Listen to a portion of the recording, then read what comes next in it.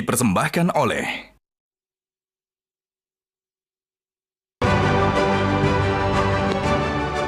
Selamat malam para pemirsa, ketemu lagi di Hot Room dengan saya Hotman Paris. Baru-baru ini pemerintahan Jokowi mengeluarkan peraturan pemerintah nomor 28 tahun 2024 yang merubah peraturan tentang aborsi, juga melarang sunat bagi perempuan dan membolehkan adanya pil kontrasepsi untuk remaja. Ada apa? Kenapa peraturan ini menimbulkan perdebatan? Kalau aborsi diizinkan dengan persyaratan tertentu, berapa usia janin? Itu pertanyaan. Kenapa ada lembaga keagamaan yang tidak setuju sunat perempuan itu diperbolehkan atau dilarang? Dan bukankah pil kontrasepsi sekarang ini bebas dibeli di mana-mana? Kenapa kok di peraturan pemerintah memakai pil kontrasepsi untuk para remaja? Inilah Hot Room, pasal kontroversial PP nomor 28 tahun 2024.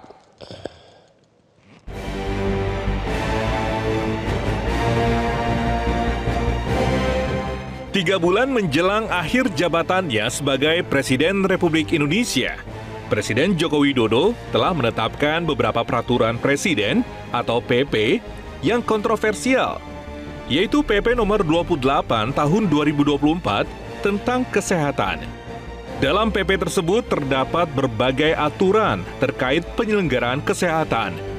Salah satunya tentang aborsi legal bagi korban pemerkosaan dan kekerasan seksual, upaya kesehatan sistem reproduksi usia sekolah dan remaja, serta larangan sunat bagi perempuan.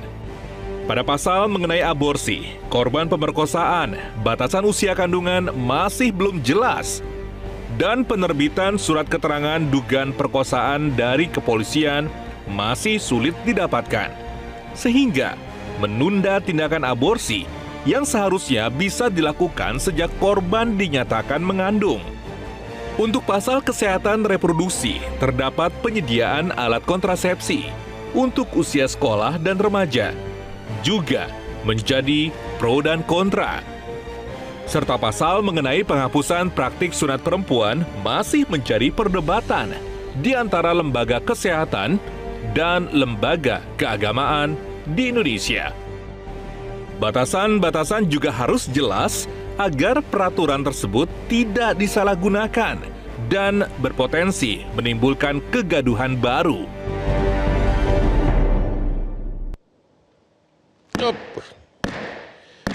Para pemirsa, banyak orang bertanya, kenapa kebiasaan Hotman itu dan sangat menarik perhatian publik, bahkan sukses dalam karir, selalu memakai baju bling-bling, ya, dan berlian bling-bling, bahkan sepatunya pun sangat bling-bling. Ada apa? Namun orang apakah tahu salah satu yang sangat mendukung karir Hotman sehingga bisa bekerja keras adalah Hotman selalu rutin minum kopi luwak hitam premium. Kopi luwak hitam premium itulah yang Hotman minum setiap pagi. Makanya jam 5 pagi Hotman sudah jos bekerja. Oke, Pak Mahesa, pertanyaan pertama.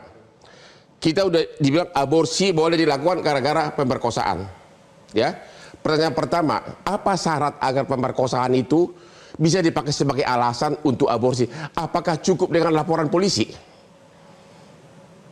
Dan yang kedua, sekaligus dijawab, kalau kekerasan seksual atau karena alasan kedaruratan medis, apakah cukup dari surat dari dokter bahwa si pasien ini ada masalah bisa aborsi? Syaratnya apa? Ya, jadi memang di PP 28 ini disebutkan di pasal 118-nya ya, bahwa tindakan aborsi atau penghentian kehamilan itu mensyaratkan ada 2 dokumen. Yang pertama adalah surat keterangan dari dokter, kemudian yang berikutnya adalah surat keterangan dari penyidik, Bang Hotman. Ya.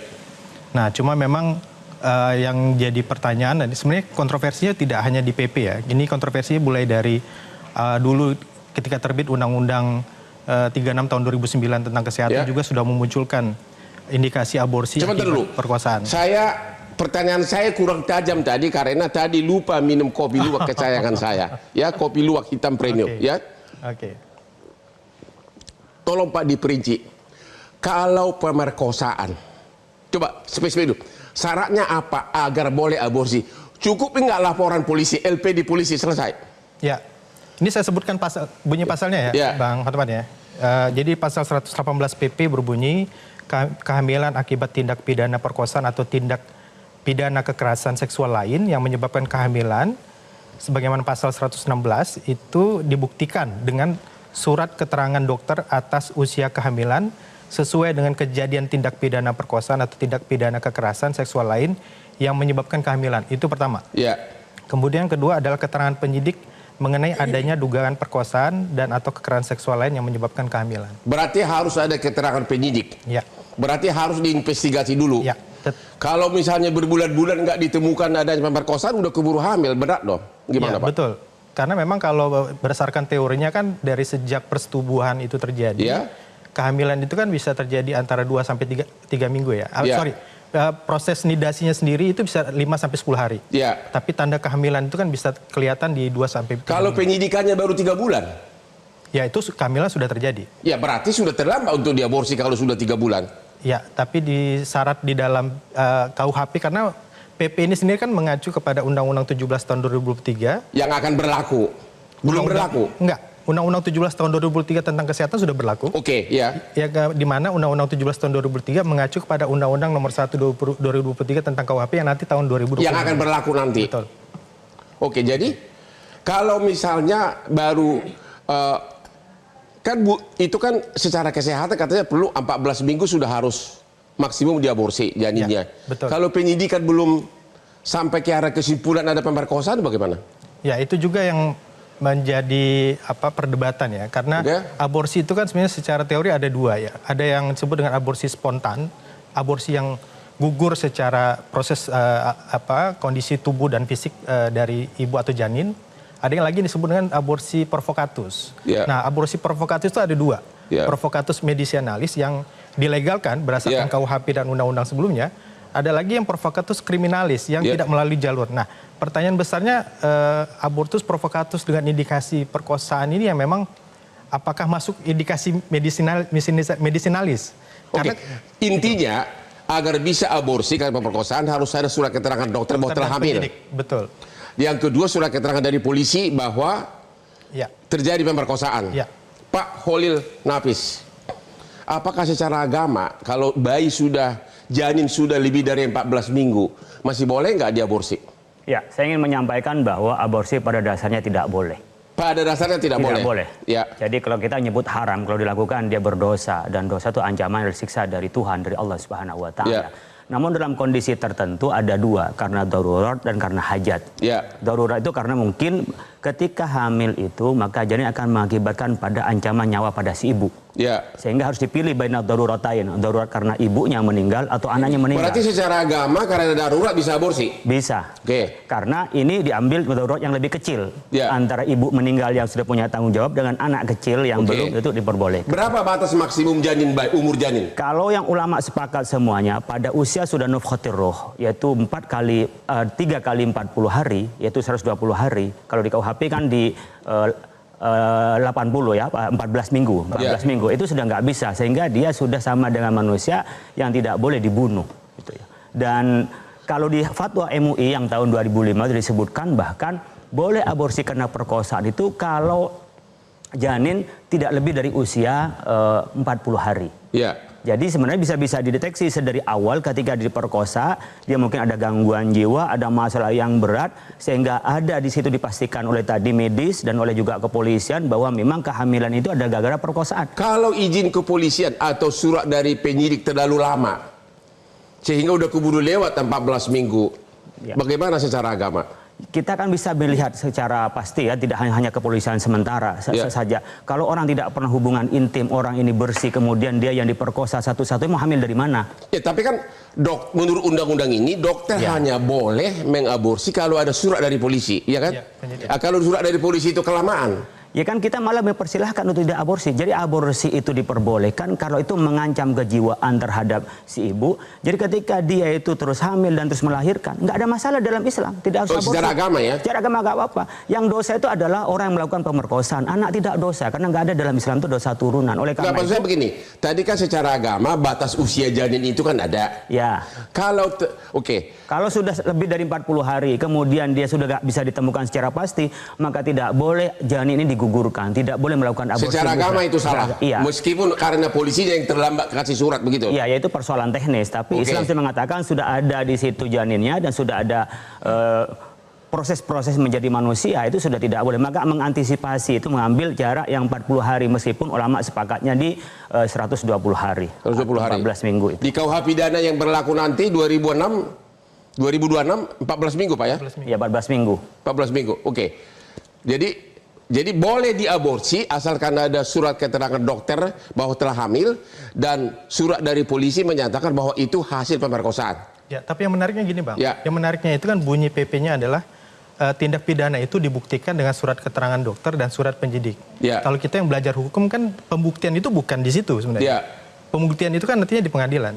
Bang Hotman bisa bayangkan kalau aborsi itu terlanjur dilakukan, tapi ternyata tindak pidana itu pada saat di pengadilan tidak terbukti. Artinya ada kemungkinan orang ngaku-ngaku diperkosa kong kali kong dengan aparat, ya. Dapat surat keterangan, akhirnya dia sukses diaborsi dan para buaya darat selamat. Ketemu lagi di Hot Room.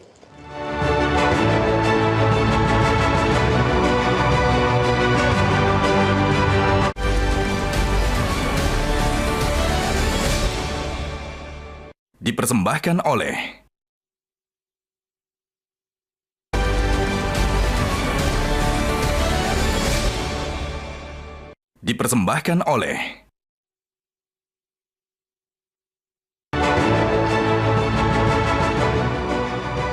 Ketemu lagi di Hot Room. Ibu Maria Ulfah, Komisioner Komnas Perempuan.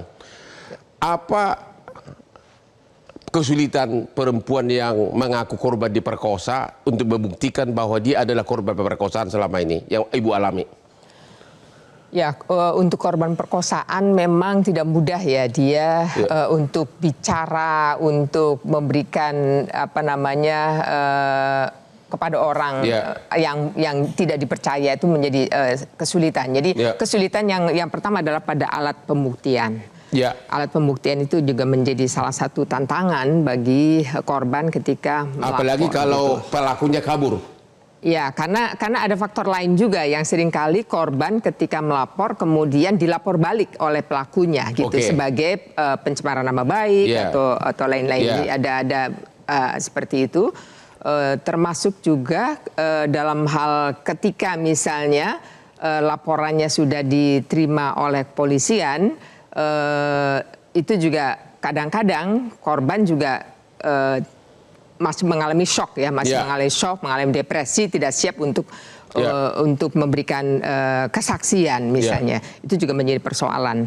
Nah, oleh karena itu di dalam Undang-Undang Tindak Pidana Kekerasan Seksual itu juga korban diberikan pendamping, baik pada saat dia melakukan untuk pemulihan dirinya maupun juga untuk pendampingan pada saat dia melapor, diberikan konseling juga. Kalau ada orang memang hamil karena hubungan mau sama mau, tapi dia tiba-tiba berbohong, dia ngaku saya diperkosa 3 minggu lalu di rel kereta api, kemudian bikin laporan polisi, itu bagaimana Bu? Kan dia mengatakan pelakunya kabur, padahal tujuan dia sebenarnya mau aborsi. Ya, artinya soal pelaku kabur itu kan tugasnya polisi yang harus mencari, harus mengejar gitu. Jadi kemungkinan itu bisa ya terjadi ya? Iya, bisa saja terjadi. Tetapi kalau misalnya undang-undang ini kan diatur itu kan untuk memberikan perlindungan terhadap korban. Iya, jaminan terhadap korban gitu. Jadi korban ketika dia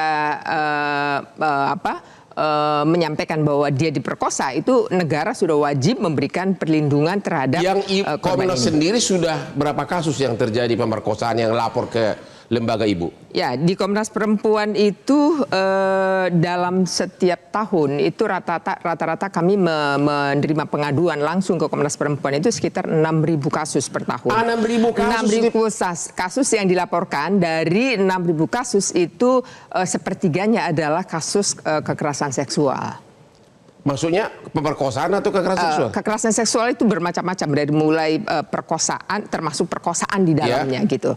Ada pelecehan seksual. Berarti ada sekitar 2.000 korban pemerkosaan kekerasan seksual setiap tahun. Betul. Di kota mana paling banyak, Bu? Boleh tahu nggak, di Jakarta atau di mana? Iya, di Jakarta termasuk yang tertinggi. Di Jakarta termasuk yang tertinggi. Iya, artinya pada umumnya memang di perkotaan ya. Di perkotaan, jadi hampir 2.000 lebih korban pemerkosaan kekerasan seksual yang melapor ke Komnas Perlindungan Perempuan. Ya, jadi yang kasus perkosaan yang sampai mengalami kehamilan itu sekitar 103 atau 123 kasus ya per tahun. Berapa? Sekitar 123 kasus per tahun yang mengalami kehamilan.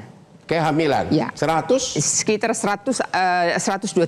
Itu mungkin bisa di dalam catatan. Kalau gitu kita tar dulu ke Pak Hasto dari BKKBN. Pak Hasto melalui Zoom. Pak Hasto, halo. Ada dua pertanyaan mengenai perkosaan ini. Apakah ada data yang Bapak punya? Yang kedua juga mengenai di peraturan pemerintah ini disediakan alat kontrasepsi untuk remaja. Maksudnya apa ini, Pak? Ya, baik. Terima kasih. Assalamualaikum warahmatullahi wabarakatuh. Yang pertama, saya menanggapi terkait dengan masalah pemerkosaan ya. Jadi kalau kita itu menganut pro-life ya, bahwa bangsa kita menganut pro-life bukan pro-choice. Artinya saya juga sebagai dokter spesialis bidan dan kandungan bersumpah untuk tidak mengakhiri kehidupan dari sejak konsepsi sampai dengan akhir hayat. Tetapi tadi sudah disampaikan sama Pak Kiai, Pak Khalil Nafis ya, bahwa dalam keadaan darurat itu bisa dilakukan. Nah, dalam hal ini kalau kami di BKKBN itu berpendapat bahwa apa yang tadi sudah disampaikan oleh fatwa dari Majelis Ulama seperti katakanlah batas 40 hari itu sebetulnya sangat bagus ya. Karena kalau dari sisi kedokteran, saya sebagai dokter itu ada periode namanya periode embryonal stage. Embryonal state itu sampai janin umur 56 hari atau 8 minggu. Sedangkan setelah itu namanya fetal state ya. Fetal itu sudah fetus, sudah miniaturnya manusia. Itu lebih dari 56 hari atau 8 minggu. Sehingga saya kira pertimbangan kedaruratan dan pertimbangan dari Majelis Ulama itu menjadi suatu yang sangat baik ya untuk mengambil suatu sikap dan keputusan. Yang kedua terkait dengan masalah kontrasepsi ya. Sejak kemarin dulu kami sebagai BKKBN, saya sebagai Kepala BKKBN Republik Indonesia, kita sudah menjalankan untuk pemberian alat kontrasepsi atau obat kontrasepsi kepada pasangan usia subur ya. Dan definisi pasangan usia subur itu di atas 14 tahun, artinya 15 tahun sampai 49 tahun. Sehingga ketika ada pasangan dia remaja, usia sekolah juga, tapi sudah pasangan, sudah dalam bentuk pasangan suami istri, maka ini harus dikonseling untuk kalau bisa menggunakan alat kontrasepsi dulu. Karena kalau hamil kurang dari 20 tahun usianya, itu akan menimbulkan kematian ibunya tinggi, kematian bayinya tinggi, stuntingnya juga tinggi. Jadi memang kami dengan undang-undang ini mungkin akan lebih kuat lagi untuk kampanye agar tidak hamil usia kurang dari 20 tahun begitu. Tapi Pak, ya, karena mohon maaf Pak, ya, di undang-undang itu maupun di peraturan pemerintah tidak disebutkan remaja yang sudah nikah, hanya ada kata-kata remaja, sehingga seolah-olah remaja yang masih single pun diizinkan untuk ambil pil kontrasepsi. Di undang-undang ada kata-kata remaja yang sudah nikah. Iya, jadi tapi kalau kami di BKBN memang tidak melayani yang belum dalam bentuk pasangan suami istri. Dan saya kira undang-undang juga dalam pelaksanaannya selalu mengindahkan kaidah-kaidah ya, kaidah-kaidah norma-norma yang ada. Sehingga nanti regulasi yang sifatnya teknis, baik itu nanti ada permen atau juga turunan-turunan aturan-aturan turunannya, harapan saya selalu mengkombinasikan kaidah-kaidah yang ada, termasuk kaidah agama dalam hal ini. Oleh karena itu mestinya ini diperuntukkan untuk pasangan usia subur yang diantaranya ada remaja, begitu. Jadi Bapak sebagai dokter menyarankan agar kalau belum umur 20 tahun jangan hamil dulu, ambil dulu alat kontrasepsi, begitu kan? Betul, betul. Ya, jadi kami sarankan kalau toh sudah terlanjur nikah karena tidak bisa ditahan, karena sudah terlanjur ditahan, maka diusahakan tidak hamil dulu. Ya, pakailah alat kontrasepsi, dan alat kontrasepsinya pakai alat kontrasepsi yang tertentu yang ditentukan oleh dokter. Saya sebagai dokter kebidanan juga saya mempertimbangkan alat-alat itu. Terima kasih Pak. Pak, Majelis Ulama Indonesia, orang sudah nikah, tapi kalau sebelum umur 20 katanya jangan hamil dulu. Secara agama boleh nggak? Saya sebelum jawab Abang, saya ingin menyampaikan terima kasih kepada Pak Hasto. Bahwa saya juga jadi metranya BKKBN, memang harus melakukan kehamilan itu setelah umurnya sudah cukup dewasa. Tetapi yang disampaikan oleh beliau praktek di BKKBN itu berbeda jauh dengan yang ada di undang-undang. Berbeda kenapa? Di pasal 103 itu adalah untuk usia sekolah dan remaja. Yang usia sekolah dan remaja. Dan di situ disampaikan itu. Saya ingin menjawab juga klarifikasinya dari Kemenkes yang mengatakan itu untuk pasangan. Di sini tidak ada, atau untuk komunikasi atau untuk pendidikan tidak. Di sini disebutkan pada ayat 4 itu pelayanan kesehatan reproduksi sebagaimana dimaksud itu penyediaan alat kontrasepsi, bukan yang di atasnya komunikasi atau pendidikan, tidak. Artinya untuk anak sekolah boleh? Anak sekolah dilayani secara bagaimana kesehatan reproduksinya dengan memberikan alat kontrasepsi. Artinya kalau konotasi saya yang baca adalah anak remaja diberikan kontrasepsi agar mereka kalau hubungan intim itu tidak tertular oleh penyakit dan mereka tidak hamil.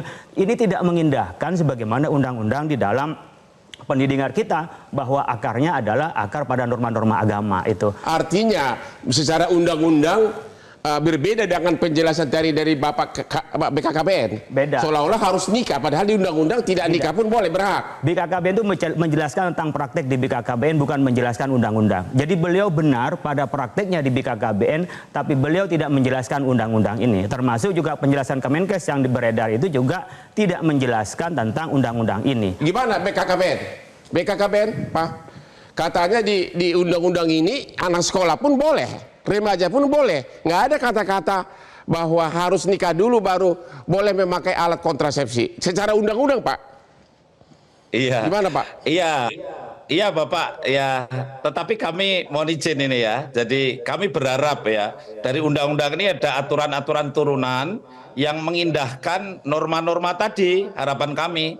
Karena kalau tidak dengan mengindahkan norma-norma, nanti akhirnya kita seperti yang disampaikan Pak Kiai tadi, Gus Khalil Nafis ya. Jadi saya berharap masih seperti regulasi yang ada bahwa ini adalah pasangan konteksnya. Pasangan yang dalam hal ini memang nikah. Karena apa? Hari ini data menunjukkan setiap 1000 perempuan yang ada di kami itu rata-rata 26 orang itu sudah hamil dan melahirkan di usia antara 15 sampai 19 tahun. Ini terlalu muda.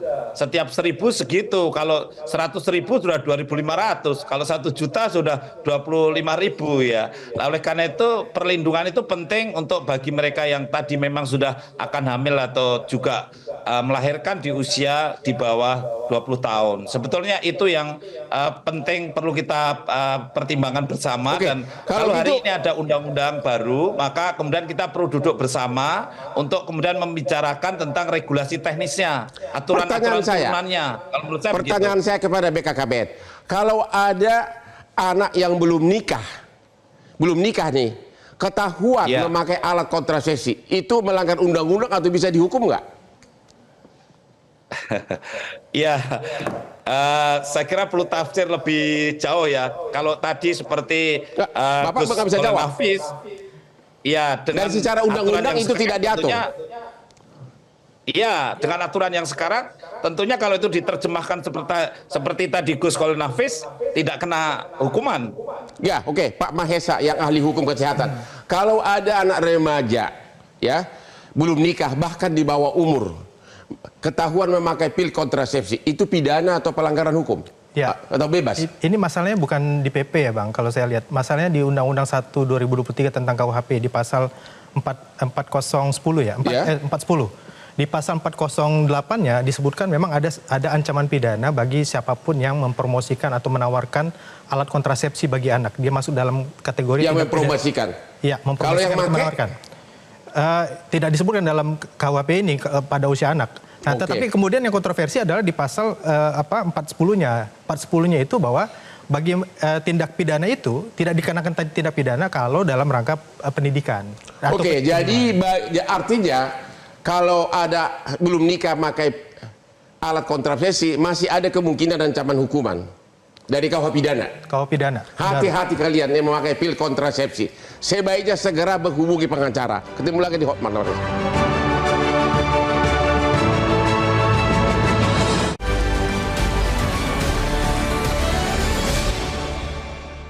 Dipersembahkan oleh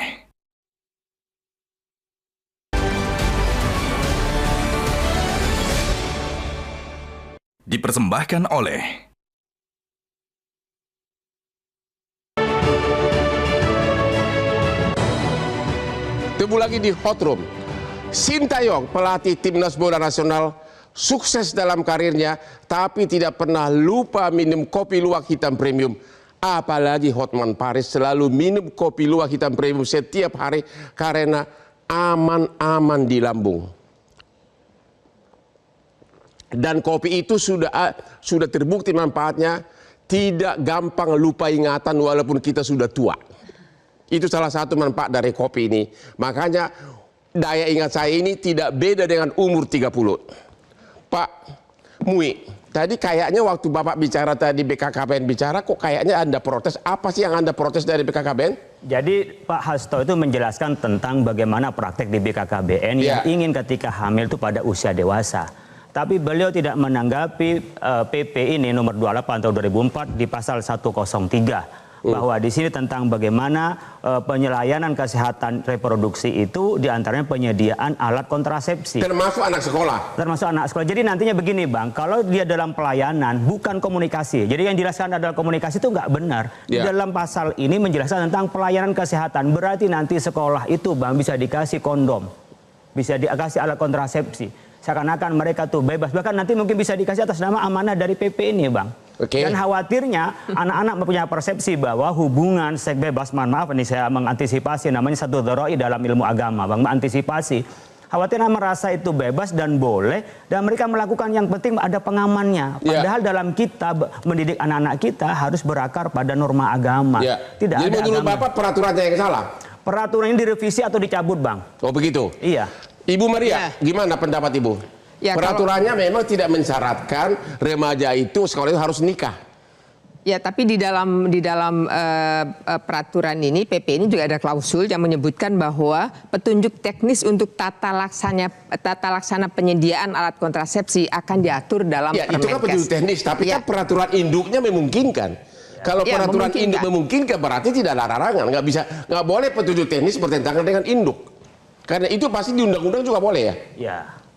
Ya, itu sesuai dengan undang-undang, Bu. Jadi artinya BKKBN melarang, Depkes melarang, padahal PP maupun undang-undang boleh. Nanti kalau orang dipersalahkan ya enggak, undang-undang yang menang, benar kan? Kalau saya menduga Bang hampir nggak mungkin Bang. Ketika ini lolos dan ini sudah banyak perdebatan dari sebelumnya. Jadi kami mungkin perdebatan ini bukan hanya tahun ini, beberapa tahun sebelumnya. Itu hampir melegalkan alat kontrasepsi atas nama pengamanan, tapi tidak ada norma keagamaan. Jadi mencium ini kami bukan hanya tiba-tiba saja. Oleh karena itu kalau ini sudah diperbolehkan bagaimana kontrasepsi di anak-anak sekolah untuk pelayanan kesehatan, bukan komunikasi loh. Bukan untuk praktek, bukan. Tapi ini adalah pelayanan dan bisa besar-besaran itu. Dan apalagi nanti ada bisnisnya. Benar. Dan seterusnya. Oleh karena itu saya pikir kalau bagi kami hampir tidak mungkin aturan teknis akan lebih ketat dari sini sementara ini dibuka. Makanya karena induknya boleh, peraturan teknis nggak mungkin melarang gitu kan? Itu dia Bang. Pak Mahesa, ada lagi pertanyaan. Aborsi boleh karena alasan perkosaan, ada kedaruratan medis. Kalau misalnya cewek, ya, dia dekat sama dokter, tinggal minta surat cewek ini memang secara medis perlu diaborsi, gampang kan? Kan tidak perlu surat keterangan polisi kan untuk kedaruratan medis. Kan Aborsi karena pemerkosaan itu udah bahas. Yang kedua karena kedaruratan medis. Ya. Paling tinggal kong-kali-kong dengan dokter, dok langsung bisa aborsi. Untuk kalau tindakannya berdasarkan kedaruratan medis, maksudnya sebenarnya itu tidak darurat tapi dibuat darurat gitu menurut Bang Hotman. Itu tidak perlu melibat polisi kan, cukup dokter kan? Cukup dokter. Nah, itu tinggal minta surat keterangan dokter alasan aborsi, cukup dong. Ya bisa, tapi dokternya masuk dalam pelanggaran etik di situ. Ya, dan kalau misalnya diperiksa di audit medis, di audit klinisnya, ternyata itu bukan darurat medis dan dikategorikan darurat medis, ya bisa dikategorikan dia menipu kan, memalsukan isi rekam medis. Nah itu tindak pidana. Ya, maksud tidak pidana. Tapi itu salah satu kelemahan dari undang-undang ini. Alasan kedaruratan medis bisa jadi alasan untuk aborsi. Dan itu ranah cukup dokter. Dapat surat keterangan udah cukup. Ya, bisa terjadi. Bisa terjadi ada oknum dokter yang menyatakan darurat saja. Ya, begitu. Tidak cukup. Gimana Pak Hasto? Ya, jadi ada petunjuk teknis ya. Dalam melakukan aborsi itu ada petunjuk teknis. Petunjuk teknis itu dilengkapi dengan komite medis. Jadi ditunjuklah oleh Kementerian Kesehatan biasanya rumah sakit yang dibolehkan melakukan aborsi atas indikasi medisinalis ya. Itu dibentuklah tim medis. Jadi bukan oleh keputusan dokter secara individu.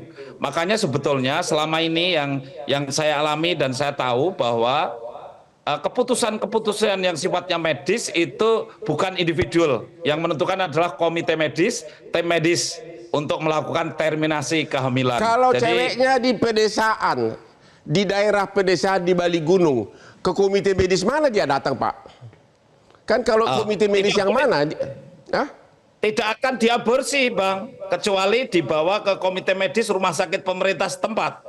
Jadi rumah sakit negeri kan banyak, sampai daerah-daerah ada. Itu di sana ada komite medis. Di undang-undangnya nggak ada begitu. Di PP. Itu di PP harus diatur. PP diatur. Oh, jadi harus ke komite medis ya? Iya, diatur di dalam permen bagaimana cara terminasi kehamilan.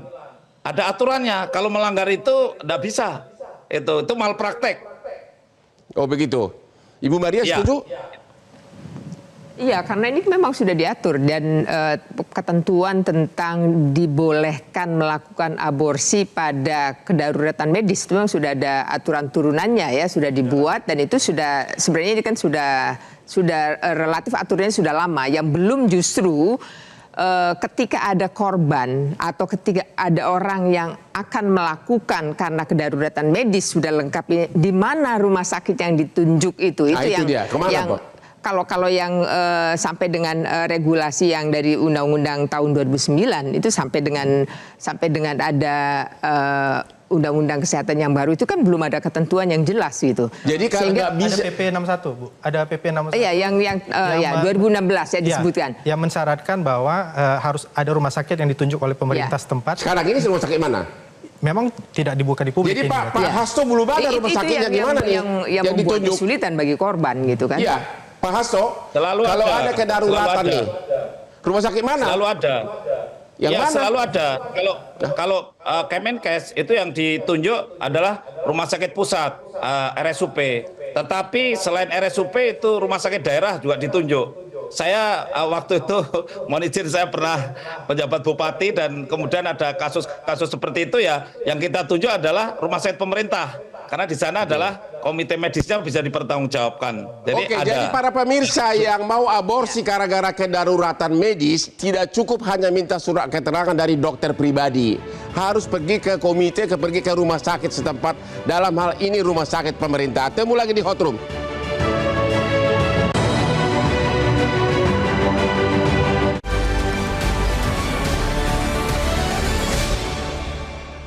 Dipersembahkan oleh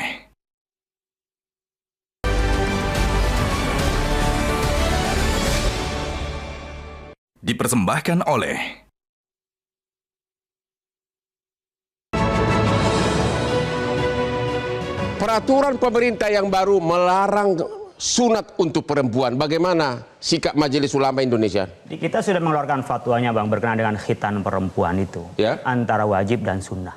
Jadi sunnah itu artinya dianjurkan, kalau dilakukan dapat pahala, kalau tidak dilakukan nggak apa-apa. Kemudian ada yang mengatakan wajib, untuk disunat. Hanya perlu diketahui adalah khitan laki-laki dan perempuan itu beda. Khitan laki-laki jelas dipotong, mohon maaf. Sementara kalau di perempuan itu dibersihkan. Ya. Cuman prakteknya seperti halnya yang ada di WHO itu, Bang. Caranya khitan itu ada 6 macam dan itu semuanya dilukai. Ya. Demikian juga ada beberapa praktek yang itu langsung dipotong dan itu sampai habis. Nabi makanya dulu mengatakan ikhfidhi wala tunhiki. Halus aja, jangan sampai dilukai dan sampai dirusak. Itu Nabi sampaikan. Jadi artinya menurut Bapak peraturan pemerintah ini melanggar norma agama? Ini bertabrakan dengan norma agama. Kita tidak mewajibkan, tapi tidak boleh dilarang. Jadi melarang suatu yang kita anjurkan atau kita bolehkan di dalamnya, kemudian oleh undang-undang ini, oleh peraturan, maksud saya peraturan ini adalah dilarang. Nah ini melarang suatu yang kita anjurkan itu yang bertentangan dengan agama. Bertentangan dengan agama. Ibu Maria? Ya, kalau jadi tadi Pak Kiai Khalil Nafis mengatakan bahwa itu WHO. Sebenarnya praktek yang di Indonesia, kalau dari data yang ada di Komnas Perempuan, itu terjadi di hampir seluruh daerah dan prakteknya tidak sekedar membersihkan, tapi betul-betul memotong. Pertanyaannya kenapa di undang-undang dan peraturan pemerintah tidak boleh sunat perempuan? Setuju atau tidak? Setuju, karena itu berbahaya. Hah?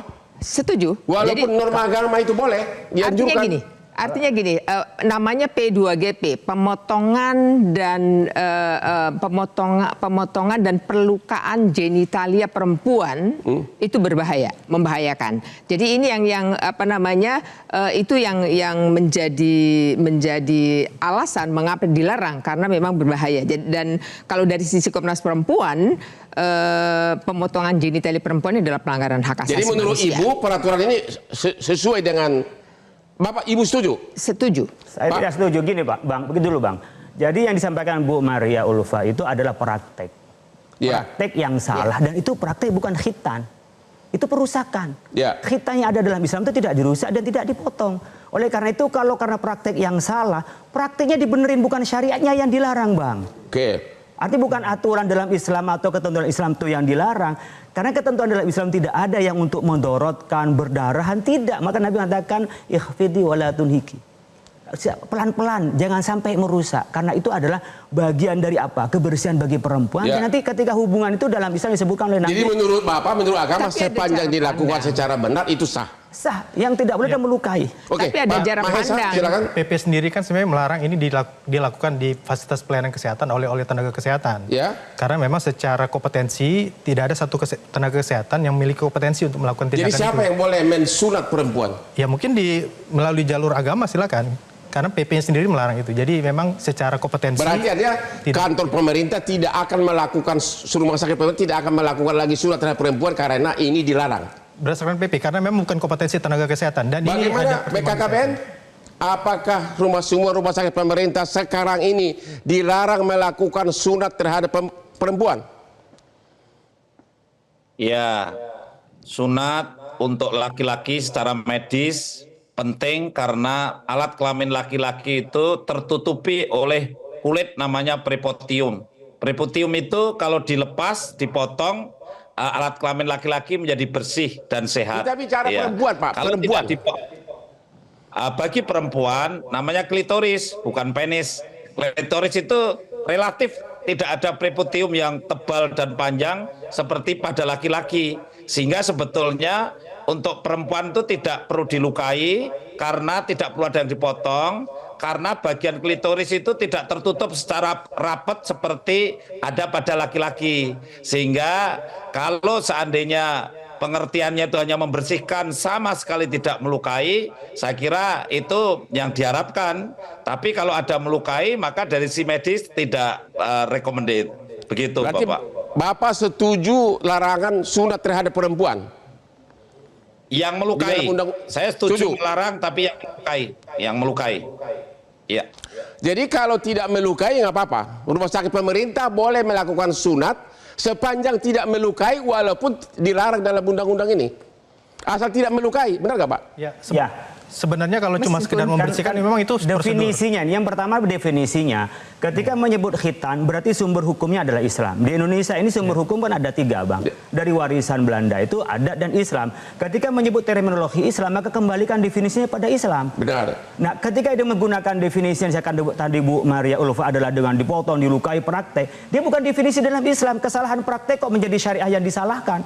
Nah, oleh karena itu saya apresiasi kepada Pak Hasto, mari kita luruskan ketika menggunakan definisi di dalam agama, kembalikan pada terminologi agama, yang di agama itu adalah ikhfidhi wala tunhiki. Nggak ada yang mengatakan disuruh perlukan, wala tunhiki kata Nabi. Dan kembali pada ini, kalau memang mau menggunakan jangan dilukai tapi jangan menyebut khitan, is okay. Tapi ketika menyebut sumbernya adalah dari hukum Islam, kemudian definisikan di luar Islam, menurut saya tidak fair. Ibu Maria, pendapat Ibu Maria dibantah Majelis Ulama Indonesia. Pendapat Ibu gimana? Ya, tapi praktek apapun namanya, apapun bentuk prakteknya, di balik khitan perempuan itu adalah ada ideologi. Ideologi yang dari sejumlah penelitian, baik yang dilakukan Komnas Perempuan, oleh PSKK UGM maupun oleh beberapa lembaga penelitian lainnya, bahwa ideologi di balik khitan perempuan itu adalah untuk mengendalikan hasrat seksual perempuan supaya tidak binal, supaya ada mitos. Enggak, Bu. Tidak mungkin. Nah, saya yang tahu di agama. Kalau Ibu penelitian ada yang seperti itu mungkin. Iya, itu tidak ada. Artinya itu fakta, bahwa penelitian ini kan fakta. Karena penelitian dilakukan di 10 provinsi. Masih bayi, Bu. Masa mengendalikan hasrat seksual orang dewasanya, perempuannya masih bayi? Ibunya, neneknya yang meminta dihitan itu karena punya cara pandang itu. Saya ingin kembalikan ideologi agama, maka kembali pada hadis ideologi agama, bukan penelitian. Ideologi budaya. Itu kan ideologinya. Ini kan ada budaya juga, ada budaya bahwa khitan perempuan itu adalah basisnya selain setelah Islam datang, lalu kalau itu ada budaya sebelum Islam, Bu, yang diakui sebagai syariat menjadi syariah, nggak lagi budaya, Bu. Tapi sampai dengan hari ini praktek perempuan itu dilakukan tidak berdasarkan kalau misalnya dari MUI mengeluarkan kaidah-kaidah itu, mereka tidak melakukan itu. Di daerah itu orang yang dikhitan itu nyatanya baik, subur, sementara yang di Eropa orang nggak dikhitan juga tidak lebih baik pada prakteknya. Saya juga menyayangkan mana hasil penelitian itu bisa lebih komprehensif. Oleh karena itu kalau menggunakan dari aturan-aturan Islam, maka kembali pada definisi Islam. Ini masalahnya ngambil definisi terminologi Islam yang dipakai praktek dan penelitian, kemudian dipakai secara medis. Mari kembalikan yang fair. Kalau itu disebut dengan pelukaan, mendorotkan, kita nggak ada masalah. Tapi ketika menyebut khitan, menyebut sunat, dia sudah menggunakan terminologi Islam. Maka ideologinya kembali pada ideologi Islam. Kalau bicara soal adab, memang dari Mesir kuno, tapi ketika diakui di dalam Islam, itu menjadi Islam. Karena apa? Karena kita mengikuti pada perintah Nabi. Jadi tidak berarti kalau budaya akan selamanya menjadi budaya, tidak. Ketika al-ada menjadi muhakkamah, apalagi al-ada mansusun bin nasi, maka sudah menjadi hukum, tidak lagi disebut adatnya. Ya, jadi kontroversi tapi praktek ini yang jadi praktek khitan perempuannya ini yang sebenarnya yang masih banyak melakukan perlukaan. Itu berarti fakta, disiapin itu fakta. Tenaganya, bukan syariahnya yang dilarang. Pemerintah itu berkewajiban untuk memenuhi bagaimana menjalankan syariah di dalam Islam, dan pemerintah menyediakan itu. Pak Mahesa, terakhir. Polemiknya ini karena penggunaan terminologi khitan dan kemudian teknik Pak Bahotman. Sedangkan PP ini sebenarnya menjaga Fasiankes tidak melakukan tindakan itu karena memang bukan kompetensinya. Kalau tadi yang disampaikan Pak Yai sebenarnya kan ini kan bicara tekniknya. Tadi yang disampaikan oleh Pak Hasto sebenarnya sudah menjadi prosedur ketika bayi lahir kemudian dibersihkan kalau dia jenis kelamin perempuan dibersihkan klitoris, itu menjadi prosedur karena memang setiap bayi yang lahir itu dibersihkan, itu menjadi prosedur. Nah, apakah itu dinamakan khitan menurut syariah? Nah, itu menjadi persoalan lain gitu ya. Oke, kita harus akhiri diskusi kita malam ini. Sepertinya masih banyak hal yang belum jelas, terutama mengenai pemerkosaan. Kalau penyidikannya berbulan-bulan, bayinya sudah keburu membesar, janinnya sudah keburu membesar, bagaimana bisa diaborsi? Demikian juga mengenai sunat terhadap perempuan terjadi perdebatan. Kedaruratan juga, kalau orang di daerah terpencil, katanya harus ke rumah sakit pemerintah. Apakah sudah ada komite di sana? Masih mengambang peraturan ini tentang aborsi, kedaruratan medis untuk aborsi maupun sunat terhadap perempuan. Jangan lupa menonton Hot Room setiap hari Rabu jam 9 malam di Hot Room, karena inilah yang paling hot di seluruh TV. Selamat malam. Pak, silakan Pak ke depan, Pak.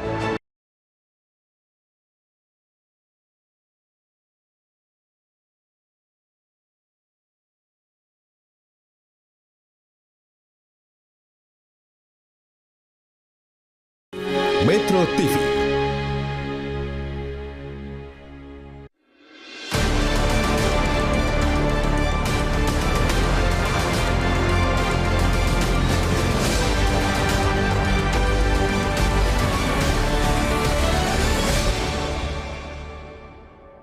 Dipersembahkan oleh